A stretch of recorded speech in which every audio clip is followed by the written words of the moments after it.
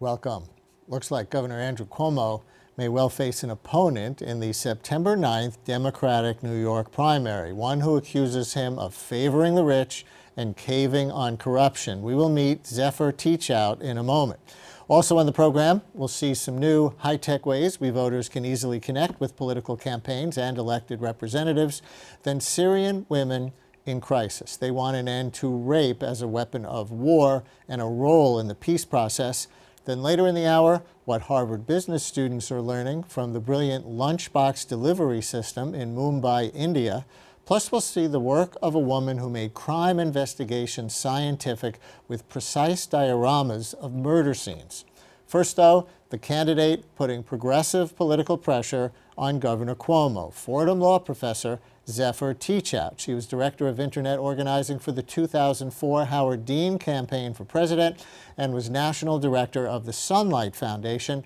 And late last month, she emerged as a contender for the Working Families Party nomination. Ms. Teachout lost out to Governor Cuomo, but she garnered more than 40% of the convention vote and has decided to pursue the Democratic nomination. Welcome. Thank you so much for having me. Before we get to today's politics, because many people will be seeing you for the first time, tell us a little about your political background. Was the 2004 Howard Dean campaign your first real politics involvement? Actually, no, although it really changed the way that I see politics. But I had worked for Howard Dean. I'm from rural Vermont, and I had worked for him once before in 1994. And then I was represented people on death row in North Carolina and got involved in political organizing down there. So I will say, though, in 2004, working with Howard Dean, I saw that there was this latent power in the country, this silent millions who wanted to get involved and were only just starting to get involved because of the internet. Because of the internet. And well, the internet and the sense that the Democratic Party had lost its way. And, we see something similar now in New York, which is, I'm a pretty traditional Democrat. I believe in funding, full funding of education. I believe in infrastructure. I believe in funding social services. And unfortunately, Andrew Cuomo has, although he's a Democrat in name, he's actually governed more on Republican principles. Republican principles? I mean, Howard Dean used to say he was from the Democratic wing of the Democratic Party. That's how you see yourself in a New York context? Yeah, I see the big difference being, I'm representing these traditional values. Call that the Democratic wing, if you will. I've always loved that phrase. And then Governor Cuomo represents, unfortunately, he seems to represent more his donors. He ran 4 years ago on cleaning up Albany. But 4 years later, he's become part of the problem he said he was going to fix. And when you look at his record, it seems like he's serving the interests of big campaign donors instead of any kind of party ideology. But I'm going to play a clip, this is under a minute, of Governor Cuomo speaking via video to the Working Families Party convention, the Progressive Party. He sounds here like he's from the Democratic wing of the Democratic Party. Let's watch. We must pass the Women's Equality Act as I proposed it. Not 9 out of the 10 points, but all 10 points. Because women are not 9/10 equal to men, women are equal. And that's what the Women's Equality Act is all about. We must pass the criminalization of small amounts of marijuana, which compound the injustices of abuses of the stop and frisk policy. We tried to pass it in the past and we failed. We must pass it in the future. We must pass the DREAM Act because we believe in immigration and we are not threatened by differences. We are excited by diversity. We must recognize the needs of extreme weather and we must be prepared for it. We must pass a minimum wage increase because people should not have to choose between paying rent and buying food. Governor Cuomo, before the vote at the Working Families Party convention, that doesn't sound like a Republican. Well, you're going to hear Governor Cuomo and I say a lot of similar things. But Governor Cuomo has said many times that he supports all of these different elements. In particular, he supports passing public funding of elections. It's become his favorite broken promise. If you look at what he's actually done with his considerable power, New York governors have a lot of power, he has not actually made it a priority. And I think he made some important concessions in that moment. But if you look at his track record, he hasn't governed as a traditional Democrat. One of your big interests is the banks, the power of the finance sector in general. Yeah. Do you see that as too influential over Andrew Cuomo? Sure. I mean, look at this. Look at the last few years. He's abandoned schools, failed to fund public schools up to even constitutional levels as required in New York. Our class sizes are growing. And instead, he's repealed the bank tax. We could have so much more revenue right now in New York to pay for schools and pay for other things if we just had a rational financial services tax. And what I see that coming from is the way in which money is influencing politics. It's his donors. Couldn't he do both? Try to keep taxes as low as he can to try to encourage business to either locate or stay in New York and still do the progressive social things, like some of the things that he mentioned in the video clip, and also on education. He fully funded statewide the universal pre-K program that Bill de Blasio wanted for the city, and some of the other things. Look, we have totally different approaches towards all of these different areas: education, business development, you name it. And I'll say on business development, just as a short form, his basic business development is tax breaks for a handful of businesses that he picks and chooses. My business development would be broad infrastructure support to build long-term strength in the state and build jobs. Now, the problem with his is not only that it's short-term, it's also that it really encourages corruption, because it encourages companies to say, hey, maybe if I donate, I'm going to be one of the lucky businesses. Now, you've written about how we can't just fix campaign financing by trying to ban things. That's this right. kind of donation, that kind of donation. We have to build a better mousetrap. Yes. How would we do that in New York? Yeah. The way that I approach it is, I think we need to build a system that would allow a truck driver to run for Congress without having a lot of rich people who are his friends, or a secretary to run for Congress, or school teachers. That's the premise. And so with that, the kind of system that I favor is a system similar to that we have in New York City and the state of Connecticut has, where a candidate has to show that they have a certain amount of support. They can't just walk in and ask for state money. But if they show they have broad grassroots support by getting lots of small donations, then the state will provide matches to that. So your $5 contribution would be worth $100 to me. And then I, as a school teacher, can go around and get thousands of $5 contributions, which can fund my campaign. Because in the city, they do match, what, 6 or 7 to 1? That's right. If it's a small donation. And we've seen extraordinary things. We've seen many more women running. We've seen many more minorities running. We've seen people with different kinds of backgrounds running. And if, everybody knows that something's out of whack in politics right now. You can feel it. It's not working. It's not representative. So we have a system that works in New York City. Connecticut has a system. We should adopt that. A couple of things real quick. It's different to run as an outsider and somebody who can be pure as an activist and an organizer than it is to actually govern. And Cuomo, as a Democrat, has gotten a lot more things actually through than David Paterson, the previous Democratic governor, Eliot Spitzer, the previous Democratic governor. Maybe he's doing what you need to do politically in order to enact in a state that has, Republican control of the state Senate, as much of the Democratic agenda as possible into law. Well, he likes to say he's effective. He's been very effective at getting tax breaks for banks, at lowering estate taxes for some of the wealthiest New Yorkers. Look, when I'm governor, I'm not going to get everything I want, and New Yorkers aren't going to get everything. I don't want to promise a chicken in every pot. But you'll know what I stand for, and you'll know what I work for. And with Governor Cuomo, you've seen this shifting between what he says and what he does, and they just don't line up. So last thing, you cut your teeth on the Howard Dean campaign with technology and the internet, as you said, being, of course, they were so much newer then, especially in the political context. What along those lines are you doing with your own campaign? I think the core of what we did on Howard Dean's campaign is really empower people to do their own organizing. So it sometimes got cast as a techie campaign, and we used the internet to do that. But we're doing something similar here. In order to get on the ballot in New York, you need to get 15,000 signatures around the state.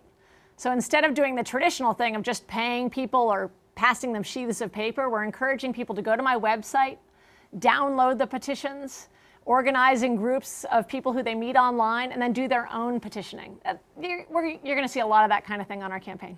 You can do that? You don't have to be standing out at every corner store in Onondaga County and everywhere in New York State to get your petition signatures? I would love to do that. I love this state so much. And I would love to sign up every single one of those 15,000 people, but I'm pleased to say that we have teachers, parents, students, people across the state signing up for Teachout Woo. My running mate is Tim Wu, who's running for lieutenant governor. And Zephyr Teachout, thank you very much. Thank you. One of the impressive takeaways from President Obama's victory in 2008 was the effective use of online campaigning to raise money, engage voters, and make a message go viral. But 6 years later, with the midterm election season underway, the lesson has not been fully learned. Many candidates and elected officials are still hard to find on the web, much less interact with. But some new websites are emerging to make all this far easier. Two digital democracy ninjas, you might call them, behind a couple of these sites join us now. They are Heidi Seek, Chief Operating Officer of Democracy.com, and David Moore, Program Director of AskThem.io. Welcome to the program. Thank you both. And you both actually know our previous guest, Zephyr Teachout, in a kind of nonpartisan way from her involvement with the tech sector, right? That's right. She's actually been an advisor to our nonprofit organization, and she helped to create Ask Them, the questions and answers platform. And when Zephyr actually talked about building a better mousetrap to get more people engaged in running for office and be able to access democracy, that's exactly what we did in building Democracy.com. We'll see some page views from both sites in a minute, but what do you mean building a better mousetrap through a business model? Is it a business? Absolutely. Democracy.com is a for-profit corporation with the idea that every candidate in every election, every organization should have a place where they can use technology tools to connect with voters and organize their supporters. It's exactly what you said. In 2008, President Obama wouldn't have been successful in his campaign without the internet. He was a candidate that was challenging the status quo. And over the last 6 years, we found that that technology is not accessible at all levels of government, which is why Democracy.com was founded, to make sure that these online tools, online campaign tools, and online presence is accessible to every candidate, every election, every organization. So campaigns are paying you, they're hiring you to make sure they're as effective in the digital space as they can be. Well, our profiles are absolutely free. We only charge a very small surcharge for their online donations. So we believe that everyone should have access to these basic tools. And how about Ask Them? So Ask Them it's a questions and answers platform, and it works for individuals and organizations to connect with all of their elected officials at every level of government, and also to be able to ask questions of public figures, like media personalities, for example, like you. And we see what we're seeing is people are using it to raise issues from their community, to connect with their local city council members, and to say this is something that we care about in our streets. And questions circulate like online petitions on Ask Them to get to a threshold, at which point they're delivered, and then we encourage a public response. So we also, in addition to helping people ask their questions, we also, and connect with their local council members, we also encourage elected officials to volunteer to respond to public questions. Is it also a for-profit business? Nope, we're a C3 nonprofit organization, and we have a mission to increase civic engagement. Our previous project was opencongress.org, which was a transparency resource for the U.S. Congress in bills and money in politics. But we saw an opportunity to create more of a conversation. We saw a real need in the U.S. space to have, in our representative democracy, to have just a more average and regular connection with your elected officials at every level of government. So we wanted to build something that was more of a two-way conversation platform. So if you run out of money, then you can ask her for some donations to your nonprofit. They're tax deductible, That sounds like a plan. Exactly right. All right, let's see some page views of both of these sites. And let's start with Democracy.com. So Heidi, just tell us what we're looking at here. This is the homepage of Democracy.com. You'll see that we have three basic customers. One is the candidate, the voter, and the organization. If you go to the candidate site, you'll see we can go to a site for Tim Street. Tim is a military veteran running for state legislature in Florida. He is using democracy.com as his web presence, as his technology tools for using this site to raise money, get volunteers, get some voter commitments, and it's absolutely free except for his donations. We have other candidates, like you'll see existing candidates running for office. I believe we have a site for Martha Coakley for governor. You'll see on the side, she's using democracy.com as a social platform, Twitter, Facebook, democracy.com, and Ask Them. Or not Ask Them, we should get Ask Them on there, right? She uses it for a social platform. And you'll see next, there's organizations that use us, like the Launch Progress PAC. They're raising money through our site. And finally, the Virginia 10th Congressional District precincts are activating their precincts and volunteers through democracy.com. And so individual citizens might also use the site? Yes, and that's what's exciting about our democracy search, which is the next tab. You see that before democracy.com, there was no place that someone could go to see federal to local candidates and everyone that represents them. And the democracy.com profiles provide additional information to the candidates as well. So I believe that we had an example of the search, and this is going to come up in New York. So you'll see that you can see the your federal representatives, and then we should go to the state. You can see this, here's Zephyr. She is a new user of democracy.com. Because those are the two candidates in the Democratic primary side by side. That's right. And she has information about her campaign.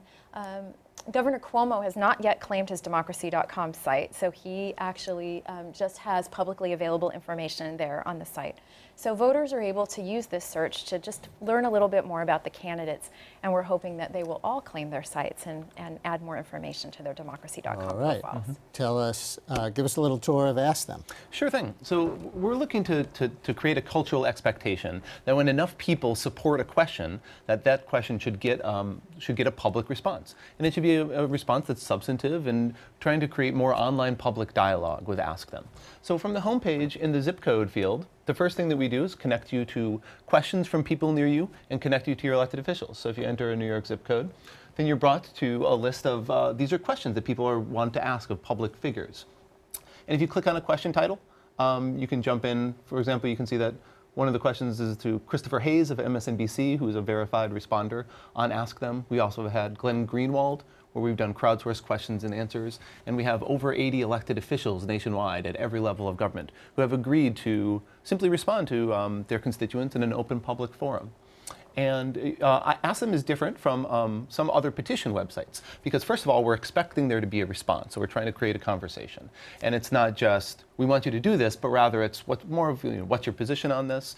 We're seeing, especially here in Brooklyn, where we've got 7 city council members and several other elected officials who are using our free and open source and nonpartisan platform, we're seeing people raise issues like about community speed limits, about participatory budgeting in their streets, and about the recent issue in New York about the library funding was a popular issue. So that's some of how people are using Ask Them to ask questions of people in power. Do you find that it's of more interest to people who are on the progressive side of the political spectrum?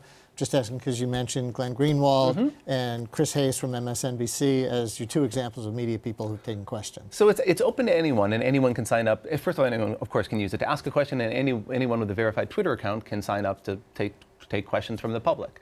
We are seeing, I think probably Heidi has the same experience, that we're seeing it's both sides of the spectrum. It's not just left. We see people who are using it mostly to try to raise issues that are really actually local in their community and to talk to their council members. How do you coax candidates and elected officials to actually go to your site and use your site and make themselves available to average people to ask questions? Because in my experience as a journalist even, I find candidates tend to make themselves accessible when it's in their interest and not when it's not in their interest. I don't think we're going to see Governor Cuomo claiming his equal time rights for this show after Zephyr Teachout was on, just to give you one random example. And similarly, there are so many question sites, sometimes from interest groups that publish online questionnaires for the candidates to compare their views, or sites that are kind of like yours, nonpartisan information gathering sites, and many times the candidates just ignore them. Well, with elected officials, they're really incentivized. If a constituent is asking a question, they're really incentivized to respond to it in a public forum and give it a good hearing. And a good example of that is that there's a council member from the Upper East Side named Councilmember Ben Kalos, and this week we'll be publishing his answer on the site about the Marine Transfer Station, which is about community and sanitation issues. So they're listening when their constituents ask questions. Also, we have to meet people where they are. So this is a real bottom-up question platform where people are raising all kinds of issues, and the content has to be interesting enough on its own. These have to be questions that are not, get out of my backyard individual issues. Instead, they've got to be things that catch on and show a little momentum. So we're doing our best to promote issues like that, and we're seeing people ask them to raise questions about how we can get more affordable, universally accessible, high-speed Wi-Fi throughout New York. So, last question about democracy.com. Does it wind up sort of, if it works, leveling the playing field between, the totally tech-savvy candidate, the Cory Booker who's tweeting every 4 minutes and nothing could stop him from doing that, and those who just kind of come from the old world and don't know how to use online tools? That's entirely the idea. We have some wonderful stories of candidates. I was talking to this woman who is running for school board in North Dakota. Her primary was in June. It was 6 weeks before her race. She didn't have a website up. She needed to raise $20,000. We got her site up in 10 minutes, and she was going. And she could visualize herself as a campaign, as a candidate. And when I said to her, well, we want to start you with school board, but someday I want you to run for the United States Senate, she got a little smile. I could hear the smile on her face when she was talking on the phone. She said, I'd really like that. And to me, that's when the world changes. Thanks to both of you for coming in. I really appreciate it. Thank you. The evidence arrives daily in refugee camps in Turkey, Jordan, Lebanon, and Iraq. The women of Syria are in crisis. The war in its third year has fueled sexual violence against them, rape, torture, and other abuse. But thanks to a growing chorus online and in the media, these violations of women's rights are at least getting increased attention and some new opposition. With us in our studio, Lisa Davis, a clinical professor of law at the CUNY Law School International Women's Human Rights Clinic, and Skyping with us from just outside Washington, D.C., is Syrian human rights lawyer Laila Alodaat. Alodaat is with the Women's International League for Peace and Freedom, headquartered in Geneva. Welcome to both of you. Thank you. And Laila, who are the perpetrators in Syria? Are they all sides? Well, perpetrators in Syria, there's definitely been perpetrators from all sides, but the main perpetrators, the ones that international human rights organizations have identified as systematic perpetrators, has been mainly groups affiliated with the Syrian regime.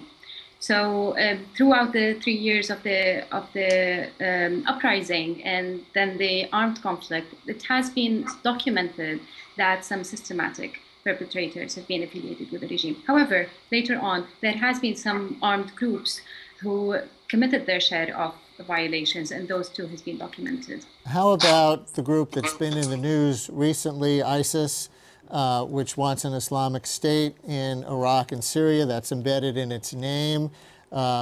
Considering their politics and their theocracy, they would be no friend of women in general. Are they also perpetrating these kinds of horrors as far as you know? Definitely. Those are as much of an enemy to the Syrians as much as the regime is. It has been a big problem. Those will form one of the worst threats against Syrians, against all civilians, men and women, and particularly women, because we'll be losing all our rights, not only our physical and physical safety. But those exist. They're not as they do not exist within Syria as much as it's reported in the media. Those are one of the threats. They're a serious threat, and it should be dealt with just as much as any other threat, definitely. Lisa, where does international law come in a chaotic, violent situation like this? The United States doesn't know what to do. Nobody seems to know what to do. To bring peace to the country in general, does international law matter to protect the women of Syria? Well, international law is very clear about states' obligations towards ending and addressing and preventing from engaging in sexual violence. In conflict, we have the Geneva Conventions, which is very clear. But even in times of peace, there's just a slew of international law codified in international human rights treaties, in the 2013 Declaration to Address Sexual Violence, which was signed by over 120 countries. And specifically CEDAW, the Convention to End All Forms of Discrimination Against Women, to which Syria is going to be held to the standards of CEDAW at a hearing in July. So international law is very clear about states' obligation to both refrain from engaging in, but also work to address and protect women's rights. So what could happen as a result of that hearing? Well, as a result of that hearing, we could get, hopefully, some really good recommendations and observations by the CEDAW committee calling on specific reforms that the Syrian government needs to make in order to address these issues. And a little surprisingly, the Syrian government has said that they're going to show up to this hearing and that they are responding to the call for them to show their record on women's rights. And part of that is because of the international pressure that's being placed on them for the atrocities that are taking place. Laila, tell us a little bit about growing up in Syria. Where in Syria did you grow up? What was it like to be a girl there at that time? And did your experience make you think that women would or would not have a bright future in your country? Well, I was born and grew up in Damascus, in the capital. My parents come from two different cities in the north and south. I grew up, the one thing I always highlight when I talk about growing up in Syria is we had to go to schools in military clothing because this is what the regime wanted us to be. They wanted us to be young soldiers to grow up and defend their cause. So we grew up in military clothing. I was taught to use a Kalashnikov at school when I was 13, and every Syrian had to go through that. So violence has been engraved with our education. It was looked at as a good thing, and it was systematic. It was all around the country, and now we're dealing with the outcome of that. We did not get the chance to look at problems, to solve problems in another manner. And about growing up as a girl, as a woman. The Syrian regime always used the women to look secular and to look open-minded, which it wasn't. As Lisa mentioned, we did sign and ratify the CEDAW, but we put reservations on everything that matters in it. We were not allowed to pass our nationality to our children or to our husbands. We had very discriminative laws in criminal laws, social, family laws, civil laws. So the position of women as as all Syrians was deteriorating, but particularly of women was extra deteriorating due to repression and to militarization and to disregarding of the needs of civilians. Can I go back to one thing that you said about being a 13-year-old and being taught in school to use Kalashnikovs? What did they think you might use them for? Did they tell you at that time who they thought you might need to shoot? Well, enemies. All sorts of enemies. I don't think they thought I will be using it at one point, although we did have military schools for girls. All men, obviously, in Syria have to go to military, to obligatory military service, and that's 2.5 years. Women don't have to go that, but they can volunteer to do it.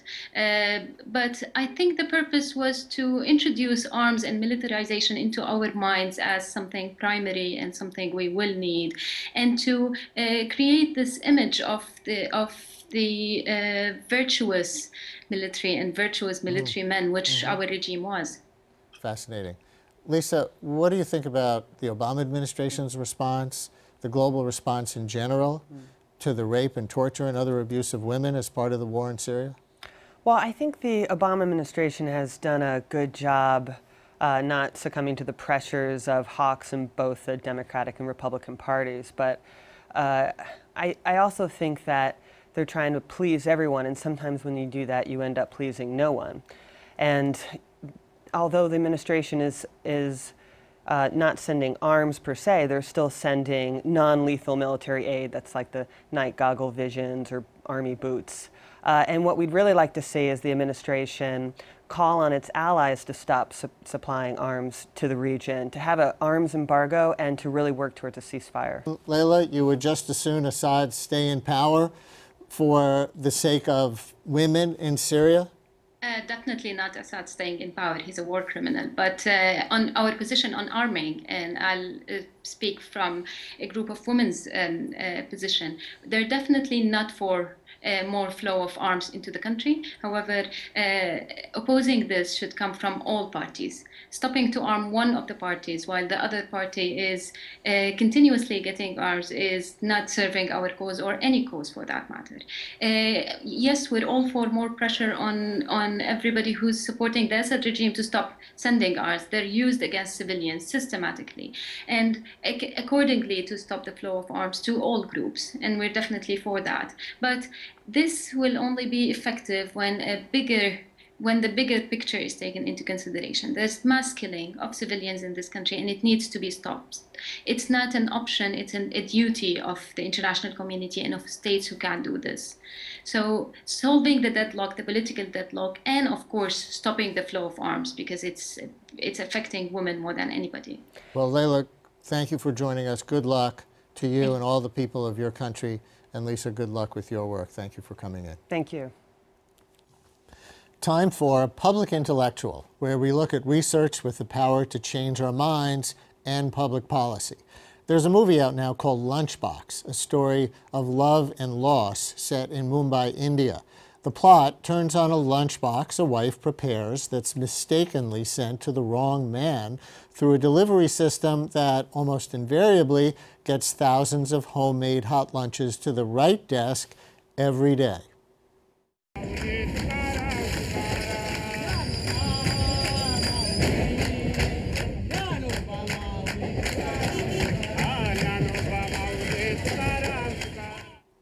That's from the fictional movie, but this lunchbox system is a real thing. Roughly 5,000 delivery people, known as Dabbawalas, drop off about 150,000 lunches a day in Mumbai, and they return the empty metal containers back to the home cooks. It's cheap and efficient. Mistakes are rare. भैया, एक minute. भैया ये जो डब्बा है ना, ये गलत एड्रेस पे जा रहा है। कैसा गलत एड्रेस पे जाएगा?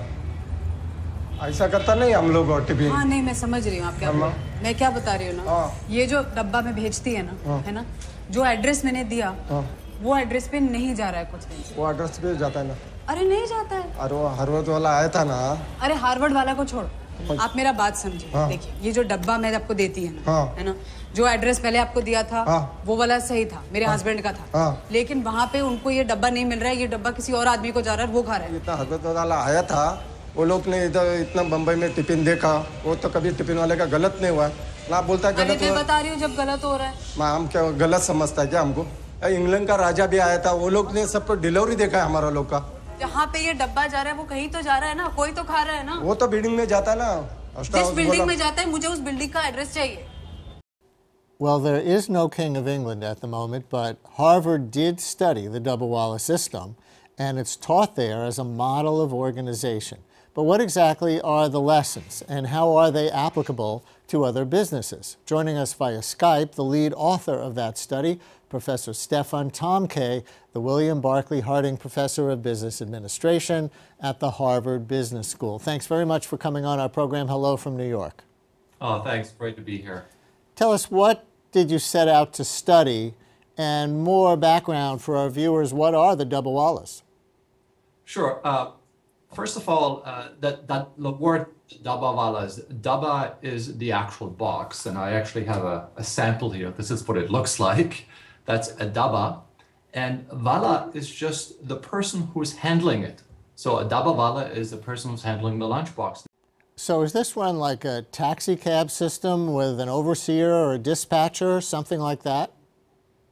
No, not really. So the way this works is, Brian, is in the morning, these Dabbawalas, there's about 5,000 or so of them. In the morning, a Dabbawala would come to your home, pick up a prepared lunch in this box here, and you would then bring that box to your office where you would typically work, and you would get the box, you would then sort of have your lunch, and then in the afternoon, it would just go in reverse.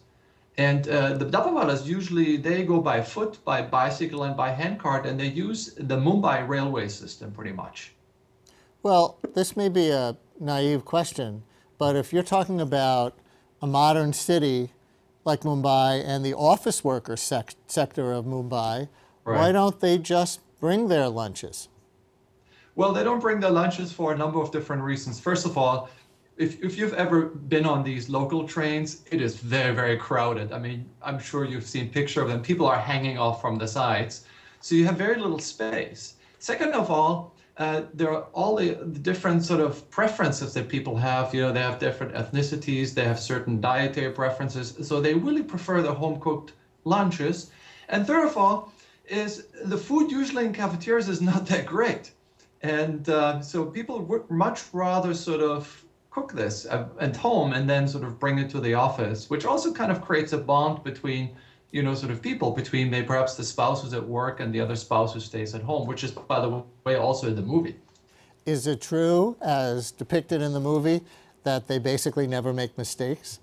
Pretty much, yeah. I mean, the error rate is amazingly low. And in addition to that, it's also really cheap. That is, the next sort of competitor is more than an order of magnitude more expensive. So this is sort of one of the reasons why I got fascinated in this. First of all, more than 5,000 people in a city that's, I think anybody would argue, is fairly chaotic, with lots of things going on. Most of them are semi-literate, or some of them are illiterate. They do this at very high quality and very low cost, and that creates a puzzle. So I was puzzled. How can they pull this off? And companies have visited them. FedEx and others have gone there and watched them, and they're trying to kind of figure out sort of how this whole system works. So what's an example of an American company paying American wages? And from what you say, I don't know if the people in the Dabbawala system are being exploited. They're getting such little money in Mumbai, you tell me. But how can an American company, you mentioned a package delivery company, could employ the same kind of thing? Well, Brian, let me actually add to this, because I think the answer will come out very clearly. They're not actually employed. All the Dabbawalas are partners. They're all like partners, say, like in a law firm. So when you join the Dabbawalas, you essentially have to put up some money to buy yourself into the partnership. And everybody in the Dabbawalas, no matter what your seniority, gets equal pay. In fact, I had a little story when I was actually sitting on the train. I actually traveled with them. I wanted to really understand how this works. And a little story, I was sitting to this really old man who wasn't carrying anything anymore. He was just traveling along with them, and I started a discussion with him, and I asked him many questions. He was a lifelong Dabbawala. And I asked him why he's still traveling along, and he said he's advising people, he's helping them out because he knows the system so well. And then I asked him, of course, how much he gets paid, and he said, I get paid like everybody else. I still make the same amount of money. So this is kind of an equal partnership. Everybody gets exactly the same compensation. So back to your question then, Brian, is what can you learn from that? Well, perhaps give people more of a stake in what they do. It's they own it. 5,000 people. How does it work logistically? It's very complicated. Complicated in the sense the system, once you figure out, it's simple, but there are different components to this. They all reinforce each other. I sort of break it down into sort of different pillars. I break it down into process, management, organization, and people and culture. And they all kind of reinforce each other in terms of sort of how the whole system works. And then there's another thing which I call the X factor. This is sort of a secret ingredient. If you go to a restaurant and you have this great meal and you ask the chef, could you have the recipe? You go home, you try to cook it yourself, it never tastes the same. Well, there's a secret ingredient. And so I look for that secret ingredient as well. So there are lots of different pieces working together. And it works because the system is so fine-tuned. They're more than 100 years old. They've been doing this since around 1890. And so they had a lot of time to evolve it. So what's the secret ingredient? The secret ingredient is the fine-tuning, the optimization of all the different pieces. So let me give you some examples, right? So they have a very simple mission. Usually companies, and I'm sure you've seen mission statements here. Companies have very convoluted mission statements. They have a very simple mission statement.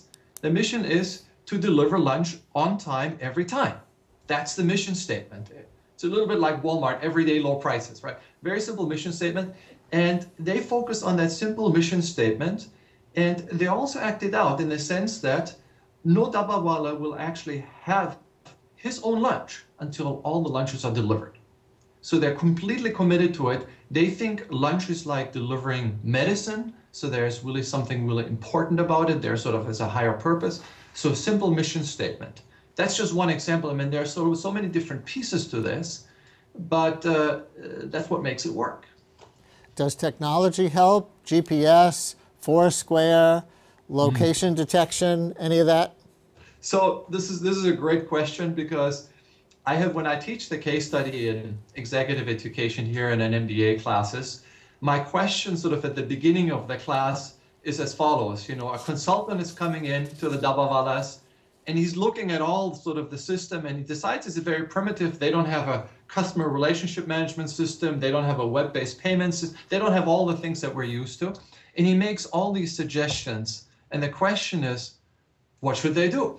And it turns out, and it's all, the class is always very split. About half the people will say, yes, got to add all these things. But they quickly realize that if you start adding technology, you will actually make the system break down. The reason why it works is because it's so simple. So they've basically tried to stay away from technology, as much as they could. You have to remember, these people are semi-literate. And the moment you start adding technology, adding complexity, they won't be able to do it, first of all, at really low cost. And they may not be able to do it at the quality levels that they're sort of currently performing at. There is some complexity in it, though. If I understand you correctly, the bicycle messenger who picks up the lunch from the worker's home is not the same person who delivers it to the worker. Is that correct? Most of the times, yes. Not always. What actually, the way it really works sort of in detail, so you would pick up that dabba, the lunchbox, you would take it then by bicycle typically, to the first distribution point, which is a railway station. There it gets resorted. So you have this large, it's a little bit like a hub and spoke system. And they're resorted at the train station. Then the different dabbas get sent off in different directions depending on their final destinations. They then arrive at another railway station somewhere else, where they then get resorted again. And then from that railway station, it actually gets delivered to the office. So you have to imagine now, you're going there and you're standing outside this railway station and you're seeing these thousands and thousands of lunchboxes and people like sorting them like crazy. And that's what's going on. That actually sounds a lot like FedEx. Yes. Or the Postal Service. Perhaps, yeah. So what's your research conclusion, and do you have a follow-up study planned? Well, the conclusion, I mean, the question really going in, and I think why managers may be interested in this, is, we're always asked, when we're sort of at our jobs, we're always asked sort of to perform at our highest levels. And the question is, people always think, well, if we could have sort of teams of all stars, we would be doing so much better. Well, we usually don't have a choice. We can't just hire stars all the time, or maybe not at all. And what's really interesting about this is a clear demonstration that you can get extraordinary performance from very ordinary people. And I think that's what's really intriguing about it. So you could go in, I think that's a very powerful lesson sort of from the system. If you create the right system, you can very ordinary people can do really amazing things. And the research was about some of the recipes, some of the things that you have to do really to achieve that. That is a big takeaway, and I think it's also inspiring to see that. Executives always tell me, when they go through this and they start to understand this, they are excited, and they go back and they think anything is possible. And is this just in Mumbai? Not in New Delhi or other major cities? No, this exact version is just in Mumbai because Mumbai has some ingredients that are difficult to replicate in other cities, even though there have been efforts to do that. Such as what ingredients? The railway system. So it relies very much on the railway system, which runs north-south, sort of in Mumbai. And the way the railway system is designed just works perfectly for the distribution system that they have. So they had a hub and spoke system before the world knew what a hub and spoke meant. So one more question. Do you like the movie? I love the movie. And when I first saw it, I mean, I tell you, the reason why I loved it, first of all, it's well acted and it's a fun story and all that. But the plot is very clever. You know, who would have, when I first heard about, you know, sort of the punchline, the sort of the underlying sort of premise that these guys who basically never miss, that someone actually takes it as sort of as a way to develop a romance. I thought, how clever. I mean, the writer was just brilliant. And you can imagine me and my wife were actually watching it together. And when we got to that scene where, you know, she confronts the Dabbawala and tells him that they've been delivering it to the wrong person, and he basically then tells him that, you know, that's not possible because, you know, Harvard came there and studied us. And you can imagine we're sitting there and we just cracked up. I mean, it was just so much fun. You didn't know that was coming before you saw the movie? No, I had no idea. I had no idea. And it was fun. It was a very nice movie. I recommend it to everyone. That must have been a great moment for you. Yeah. And the movie is called Lunchbox. And thank you very much for sharing your fascinating research with us. Thanks, Ryan. And that's Public Intellectual for today. Up next, we hear about a pioneer of CSI and see the crime scene dioramas that she crafted. In the 1930s and 40s, a Chicago socialite named Frances Glessner Lee transformed the practice of crime scene investigation. Precise and scientific, like Sherlock Holmes, she helped launch the first academic forensics department in the country, and her exquisite lifelike dioramas of crime scenes were used as tutoring tools for forensic observation. Over the last decade, the mystery of Lee's own life became the object of observation and intrigue through the photography and writing of our next guest, Corinne May Botts. She is an adjunct professor at John Jay College of Criminal Justice and author of The Nutshell Studies of Unexplained Death. Welcome. Thank you. How'd you get interested in this artist, and why that term, the nutshell studies? I became interested in her work. I was working on a video about women who collect dollhouses, and I met a prosecutor who was an obsessive dollhouse collector, and she had hundreds of dollhouses but no dolls because she saw murder and rape and child abuse every day in her professional life. And I said, well, I'm really interested in the way that you can control these boundaries within a dollhouse, and I also have an interest in crime scene photography. And she said, well, you have to go to the medical examiner's office in Baltimore and see these models. And I saw them, and all these different interests of mine came together. And I spent 7 years researching, writing, photographing. So let's dive right in and see some of the dioramas in this book. We're going to put up our first image. And what are we looking at here?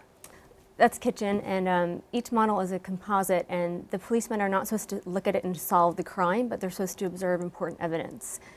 So one of the questions is this a murder or a suicide? And just note the incredible detail, the wallpaper, the clothing, the textiles, everything. And this is a dollhouse, actually. Yeah, I mean, it's an inch to a foot.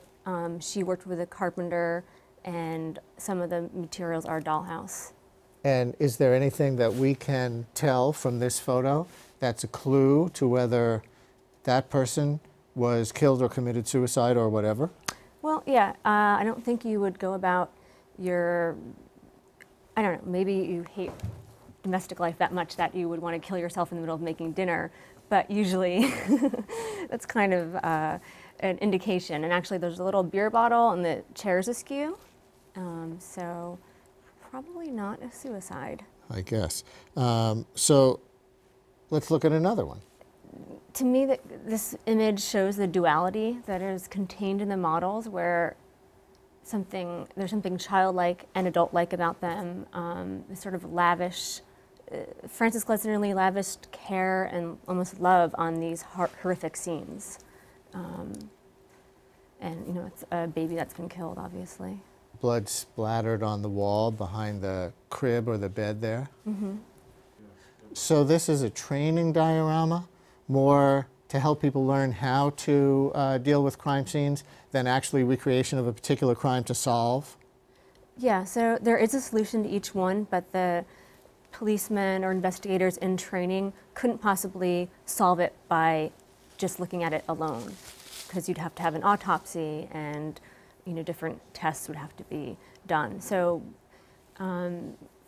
really, like, the idea of thinking of them as whodunit, that wasn't the point. It was about improving visual assessment and helping specifically train state troopers. She would have these seminars where state troopers would come, and they were oftentimes the first to arrive at a crime scene and would botch evidence because they didn't know how to properly identify or assess it. And that was one of her main goals, was training them and also improving the coroner system at that time. So let's see another crime scene.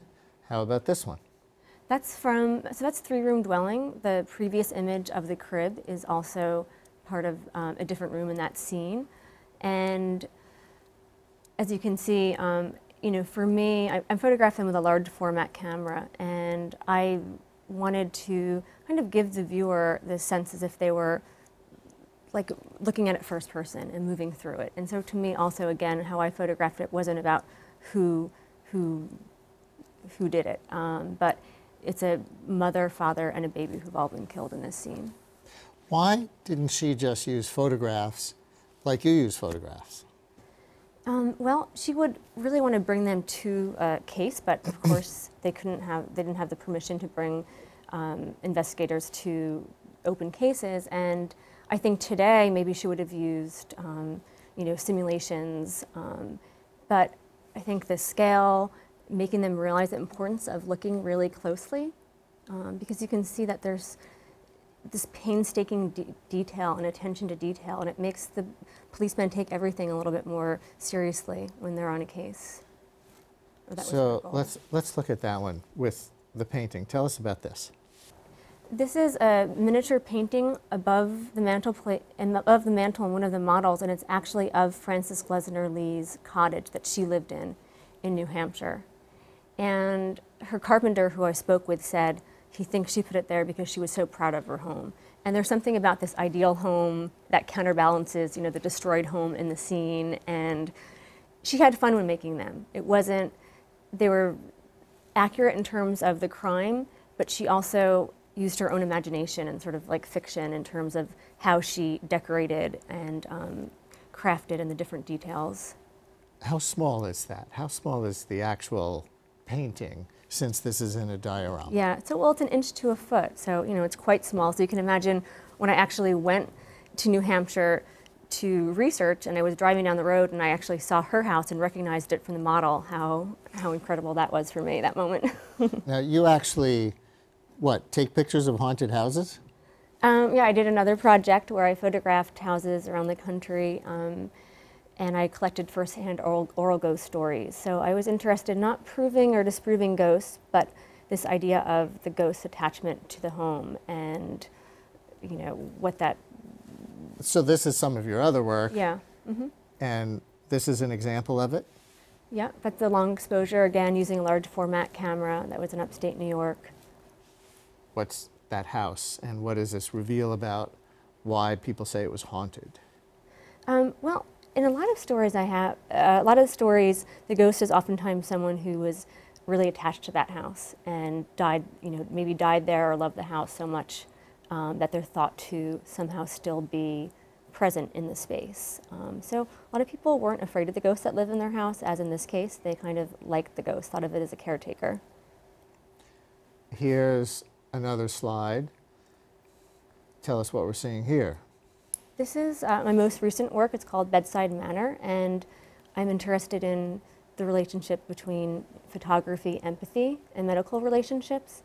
And I've been photographing standardized patients who are paid medical actors in different schools in New York City. So medical students work with standardized patients to improve their bedside manner. And I'm photographing them through this two-way mirror. Do they know they're being photograph the doctors? Yeah, so the doctors are, so I'm photographing, these are the medical actors, and I like sort of meet with them outside of their, and have them portray the patient.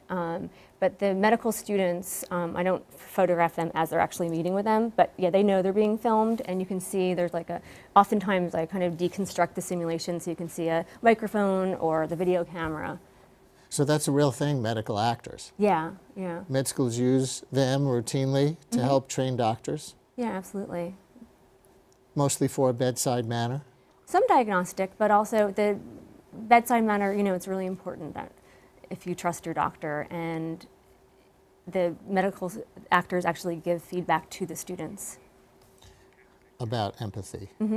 Yeah. All right, one more image of yours. This is the cat picture. Yep. The cats are down there for people who can't quite make this out on your TVs. There's They're a lot. down there under the bed. Yes, this is a series of parameters where I photographed in the homes of people with agoraphobia. So again, this interest in domestic space and these sort of overdetermined relationship to the interior. And I tried to create portraits of people through their spaces, kind of like in the crime scene models where the Francis Glessner Lee creates a portrait of the victim and the perpetrator through the interior. And yes, that is a pentagram on the floor if anyone is wondering. So last question, coming back to Francis Lee Glessner. Do you identify with her in some way? Yeah, I mean, because I think we're very different people living in very different periods, but I think of her as my unlikely collaborator, and I spent so much time, you know, photographing these models and really feel such a strong connection to her through that, and yeah. Well, thanks so much for sharing your images with us. Thank you. And that's our program for today. We're here every week at this hour. Next time, Gandhi Peace Award winner and environmental activist Bill McKibben. He joins us for a special hour on global warming. And tune into my radio program weekday mornings at 10 on WNYC 93.9 FM and AM 820. Tomorrow we'll continue to follow the Supreme Court as it rolls out its end-of-term decisions. I'm Brian Lehrer. Thanks for watching.